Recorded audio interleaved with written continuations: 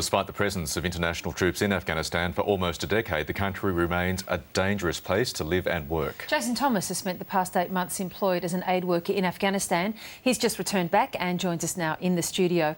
Good morning, Jason Thomas. Thanks for joining us. Good morning. Now, you were working for a USAID implementing partner in Afghanistan. That's the Central Asia Development Group. What sort of work were you doing there? The work involves, as part of the counter-insurgency operations in Afghanistan, I mean, effectively it's about taking fighting-age men off the battlefield by employing them in work directly in the districts and villages they live in. How hard is that to do? Well, the area that I looked after was Logar, Wardak and Ghazni, and to give an example of the dangerous nature of the operations there, I mean, in Wardak alone there was 1,000 IEDs found last year.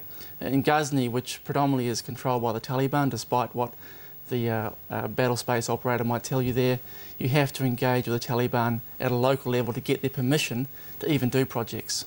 They were cash for work projects. Exactly, yes. So you literally are offering insurgents, offering fighters to give up their arms in order to step out of the military, step out of their combat role and to rejoin the general society, if you like. Exactly. I mean, the key drivers are not that different to dysfunctional societies elsewhere. I mean, people have a choice: join the Taliban and fight and blow us up, or be paid to do something productive in their community. Cash for work. Such as? What sort of work? We were doing large-scale gabion reconstruction projects, canals, and one particularly interesting case in Andar, which is a district in Ghazni, a place where the Soviets were beaten severely. I managed to sit down with the Taliban leaders there and engage with them and get their agreement to construct a canal system through Andar.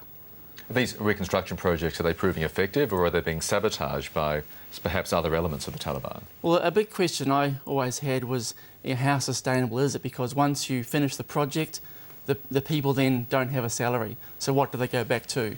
If they don't have work, then the Taliban give them pretty clear options. Sometimes it's paid money to do bad things, other times it's threatening to kill their family.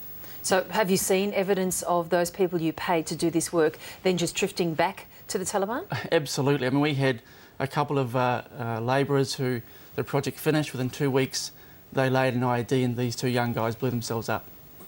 You've just spent 8 months in the country. What's your overall assessment of the security situation? It's obviously still extremely fragile. Look, despite what a lot of the people more expert than I am at this topic, I mean, counterinsurgency is about winning the population. But most of the armed forces engage in counterinsurgency predominantly from within their forward operating bases. I mean, in Ghazni, for example, the battle space owner, the Polish, very rarely go outside the wire.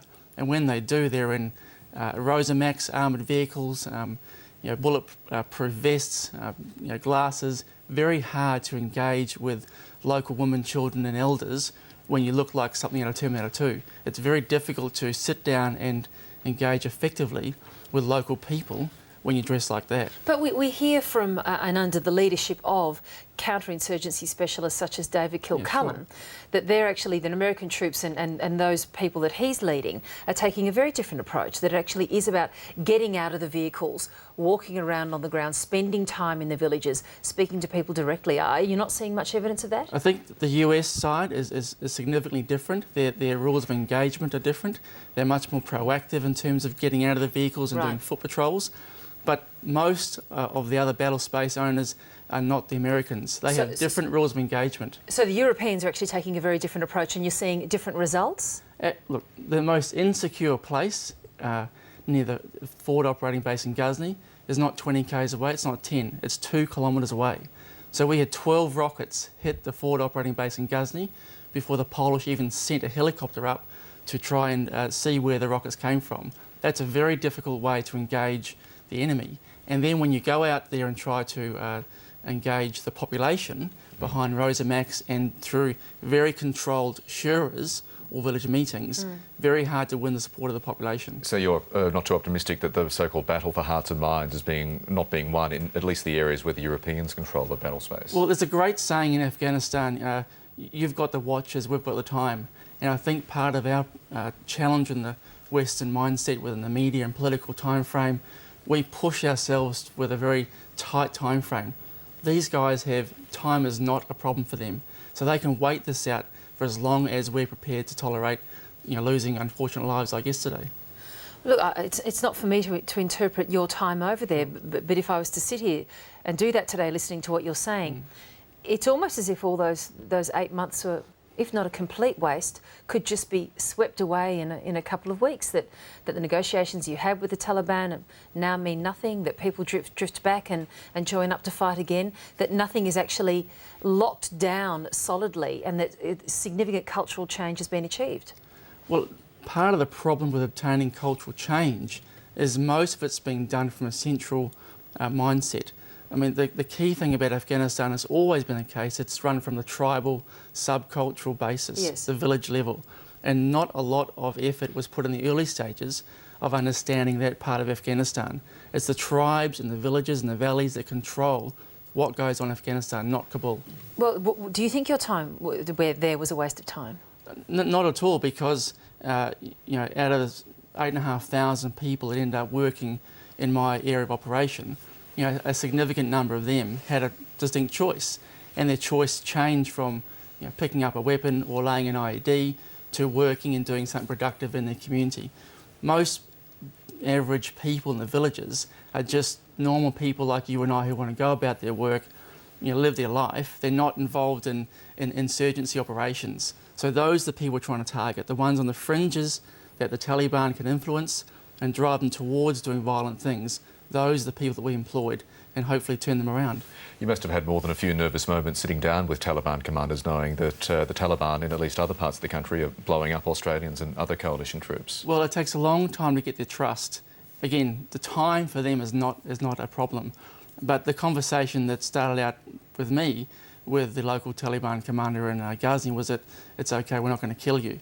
So these people very much understand their control, and most of the elders, most of the people in the provincial governments still seek the Taliban's permission to do things.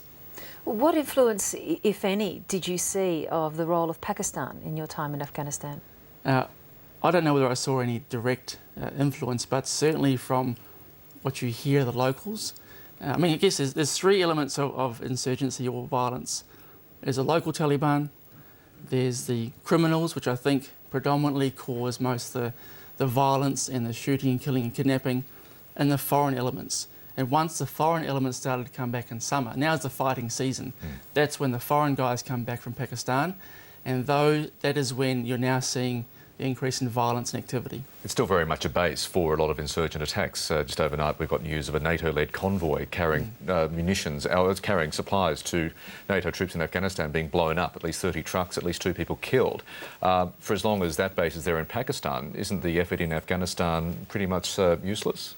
Absolutely, and until more focus is put on trying to stop the influence from Pakistan, then we won't see any peace, I guess, particularly those areas of Afghanistan near the Pakistan border. Jason Thomas, good to talk to you again about your experiences. Welcome back. Not a problem, thank you. Thank you.